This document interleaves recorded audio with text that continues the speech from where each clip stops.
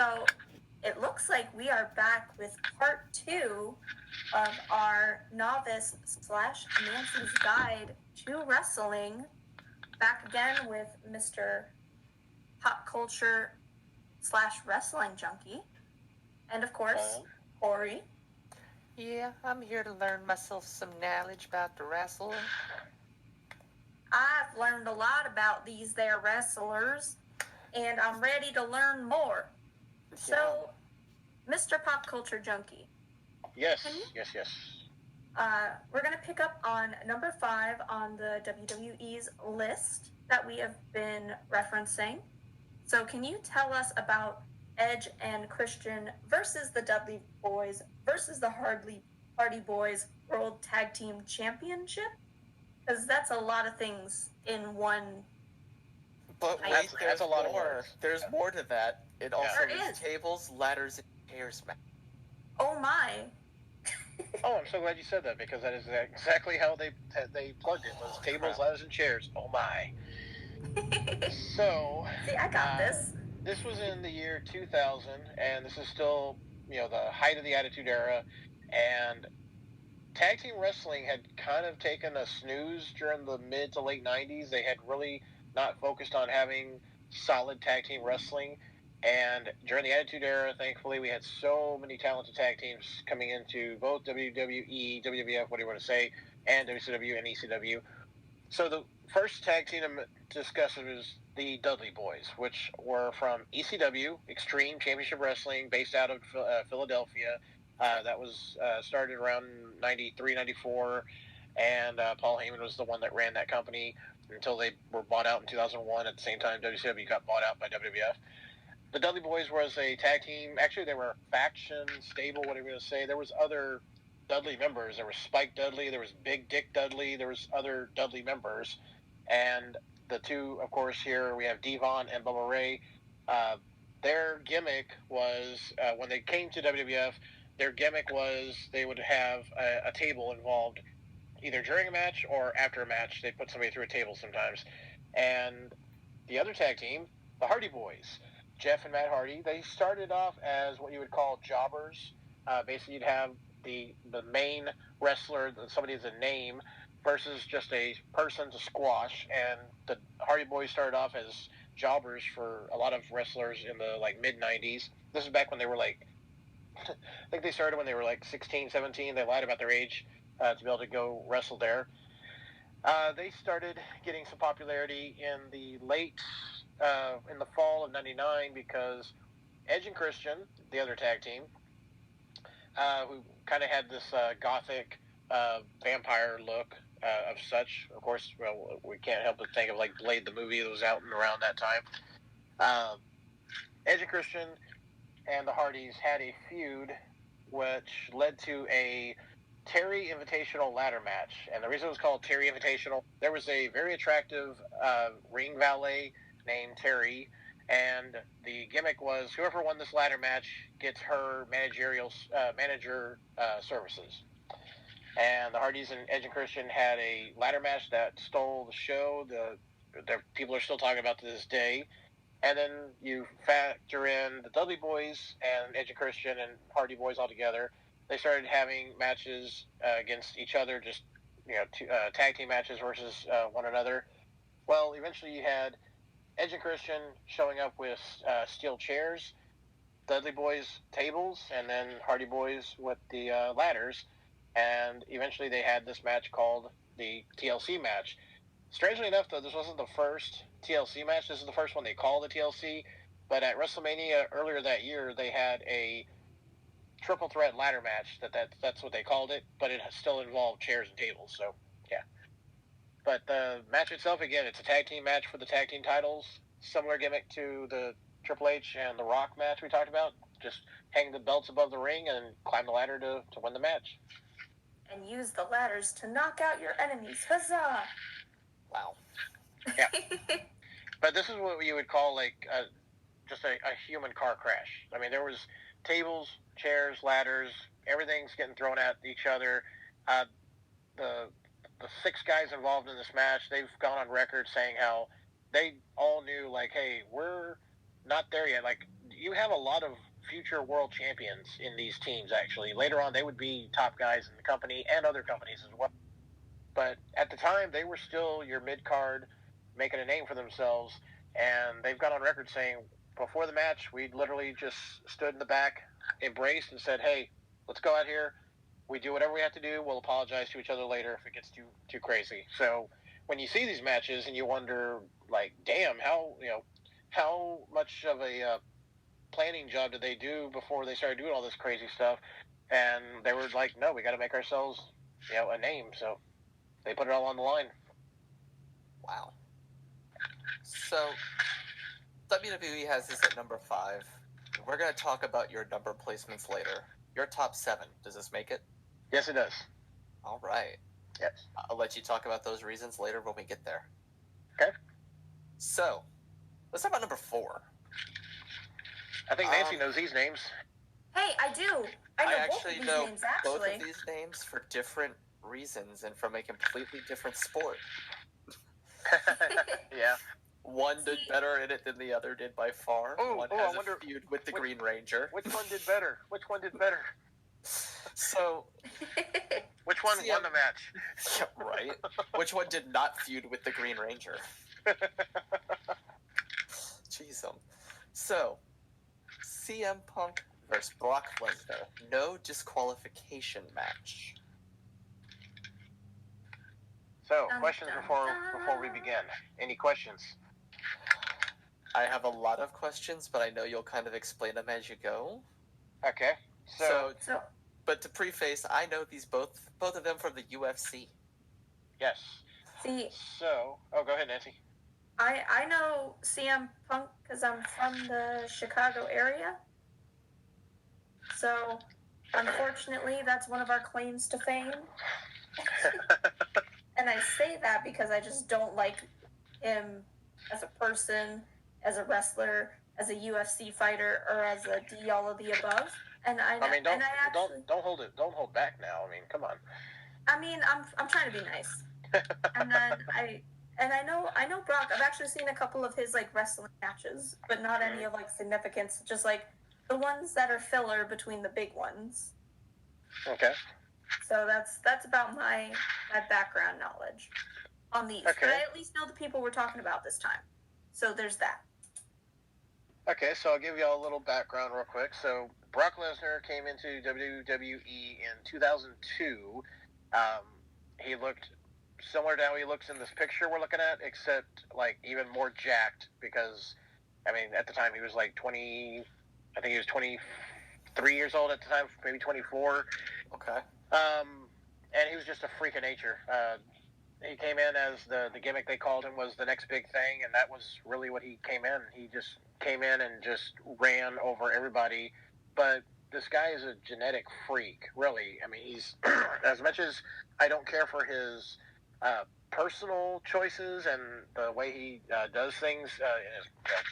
Personally, I think the guy is just a total, asshole at times. And he's really at that level now with his finances where he's like, I can just say whatever I want, do what I want, I don't care.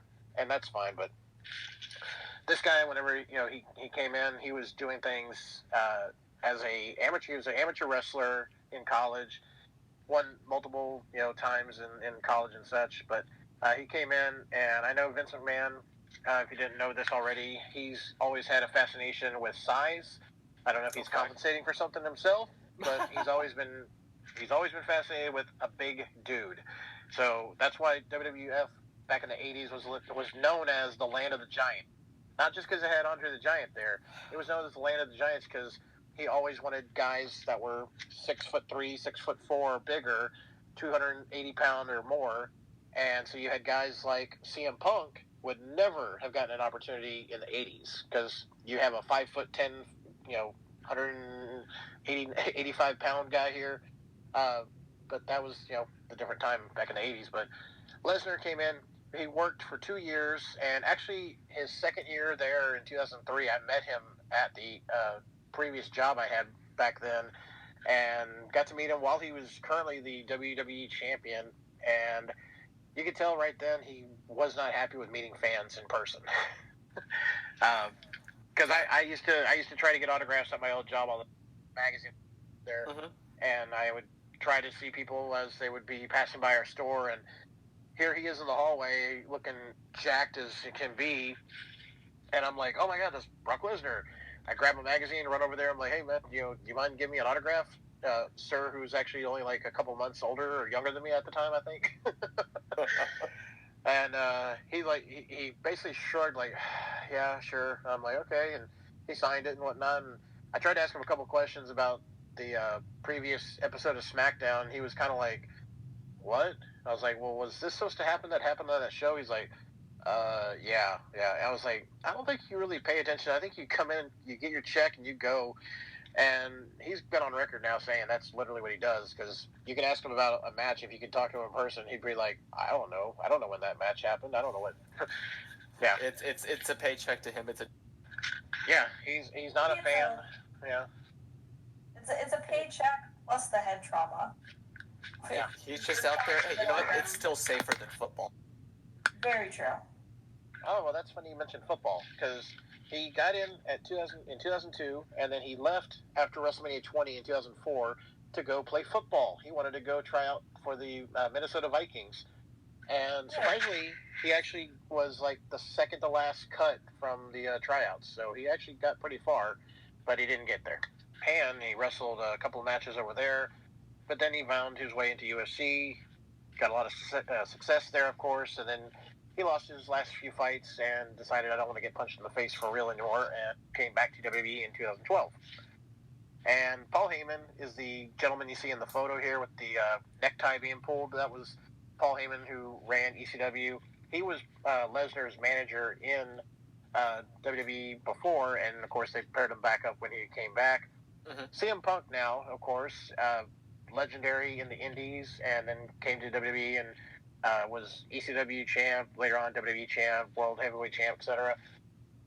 Punk at this time was, I believe, he had been managed by Paul Heyman as well, and they started a feud where Heyman turned on Punk and only wanted to manage Lesnar now. So that's what led to this matchup, and it's a no DQ match because honestly, that's the best way to get Brock's matches right now. Brock Lesnar is a great wrestler, but since he came back in 2012, he's really riding on the fact that I'm a name from UFC, and I don't have to do anything I don't want to do.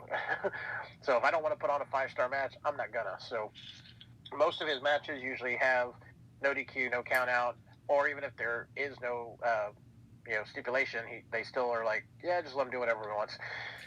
Yeah. So what is a no DQ match? Like, what would be a disqualification in the world of WWE? Because I'm sure what they consider a disqualification is, I'm not sure.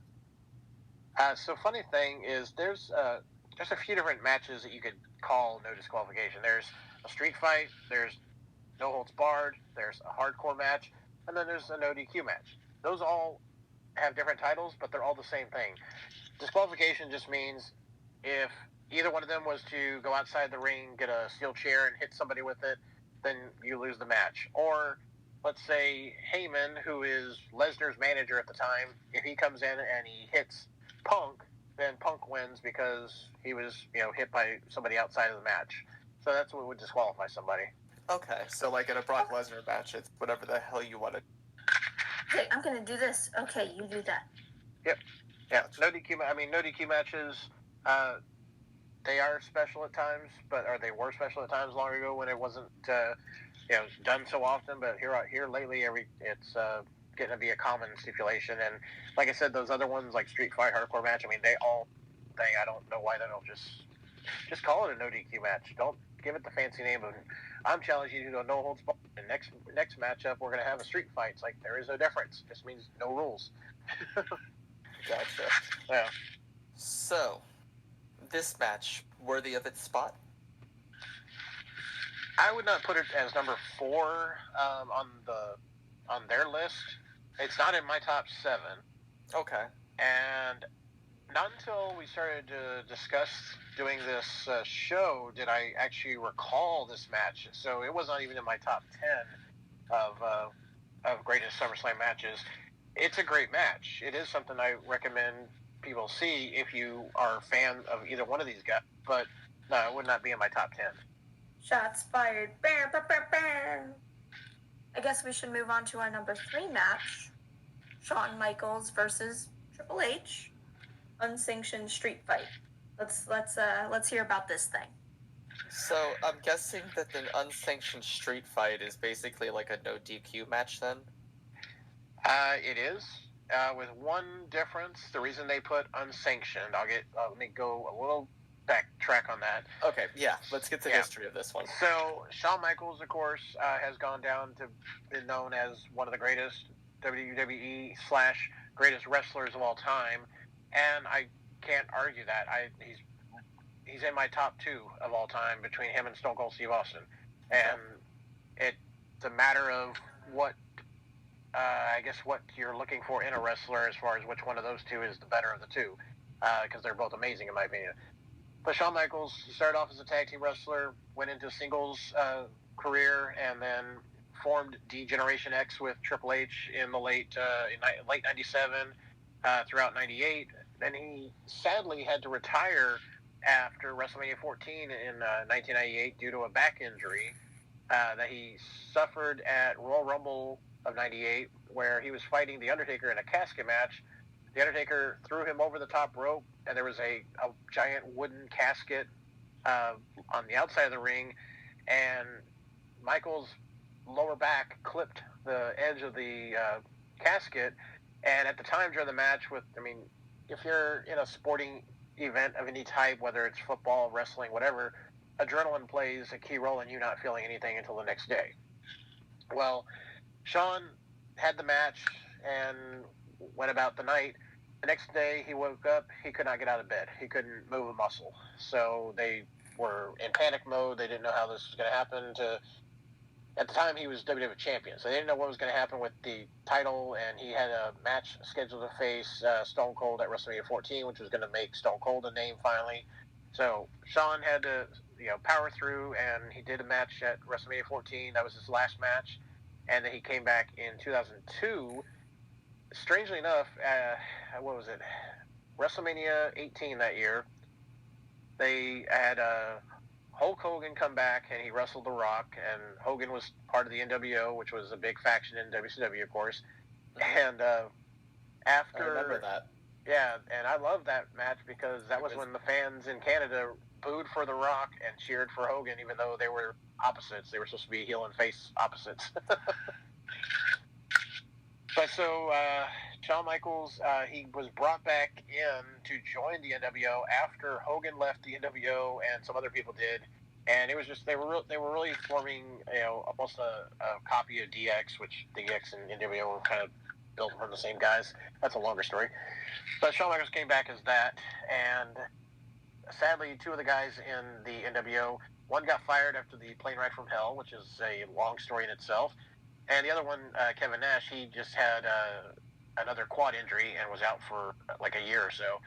So they didn't have anything else for Shawn Michaels to do. He'd only been back for a few weeks.